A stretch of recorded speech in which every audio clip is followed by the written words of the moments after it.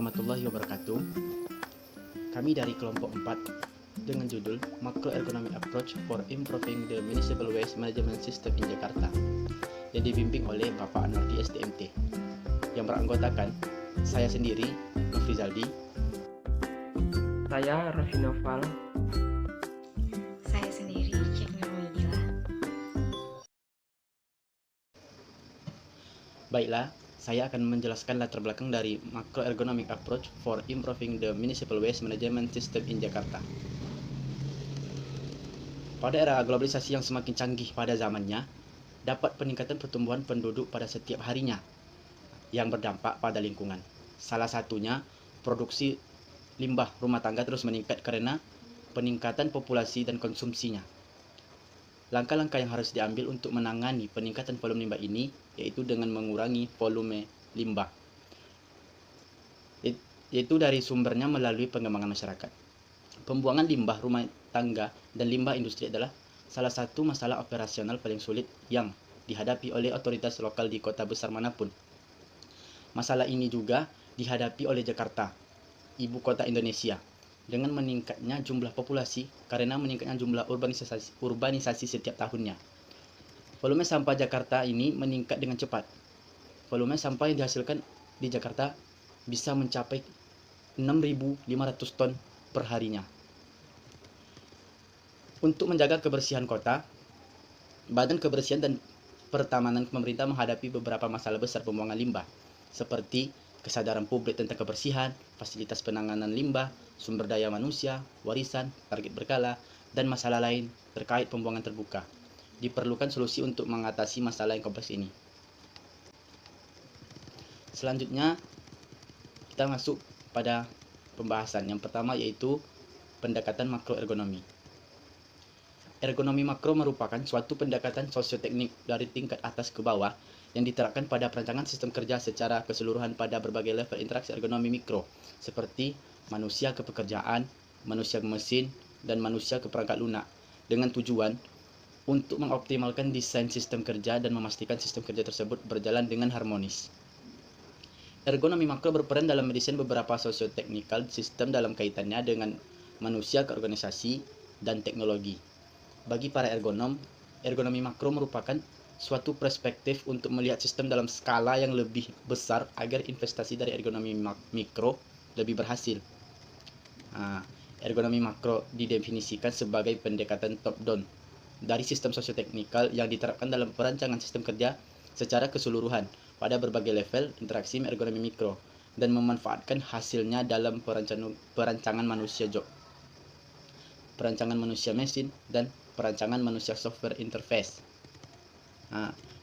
Yang dimaksud dengan pendekatan top-down di sini adalah pendekatan yang dilakukan berdasarkan analisis dan desain yang dimulai dari struktur dan proses sistem kerja keseluruhan dan selanjutnya turun ke subsistem komponen-komponen sistem.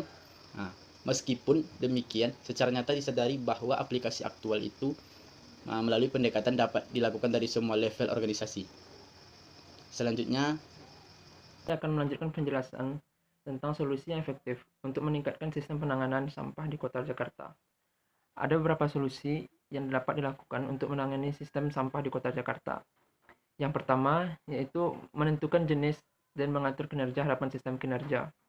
Ditemukan bahwa masalah yang dihadapi oleh Dinas Kebersihan dan Pertamanan adalah sebagai berikut. Yang pertama, fasilitas transportasi. Fasilitas transportasi ini diukur dengan menghitung tingkat ketersediaan fasilitas transportasi. Yang kedua yaitu sumber daya manusia. Jumlah pekerja saat ini jauh lebih rendah dari jumlah pekerja 20 tahun yang lalu yang mencapai hingga 6.000 orang. Selanjutnya, total limbah. Dilihat dari data yang dimiliki, dari tahun 2007 hingga tahun 2010, ada peningkatan jumlah limbah yang tidak dapat dikumpulkan. Yang selanjutnya itu ada anggaran. Pendanaan untuk semua kegiatan pengelolaan limbah masih tergantung hanya pada anggaran daerah. Yang kelima itu partisipasi warga. Masih banyak beberapa warga yang tidak dapat menjaga kebersihan kota. Yang keenam itu penegakan hukum. Masih tidak adanya penegakan hukum untuk si pelanggar karena kurangnya sumber daya manusia yang secara khusus ditugaskan untuk menegakkan kebersihan di kota. Selanjutnya, solusi yang kedua yaitu tetapkan unit operasi dan proses kerja. Unit operasi pengelolaan limbah dibagi menjadi 6 unit. Yang pertama yaitu limbah publik.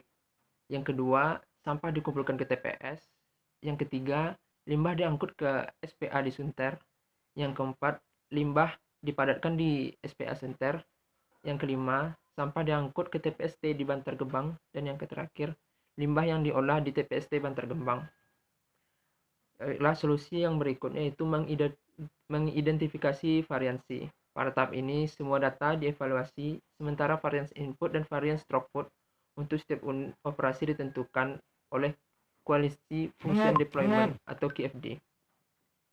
Metode MEAD yang digunakan dalam pengumpulan data terbukti mampu menilai sistem kerja mulai dari skala makro. Dalam hal ini adalah sistem pengolahan limbah dengan mendesain tempat sampah.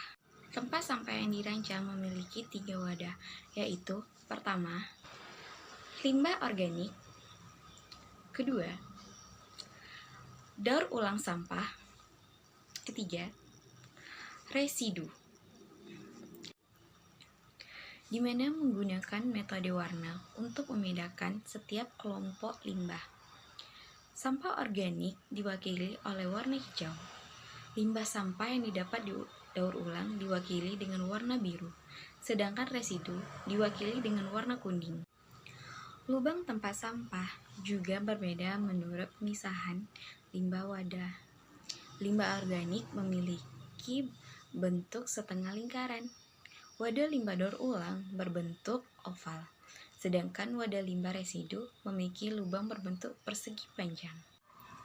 Setiap wadah dilengkapi dengan penutup, terdiri dari 2 bagian yang dapat dilipat 2 kali.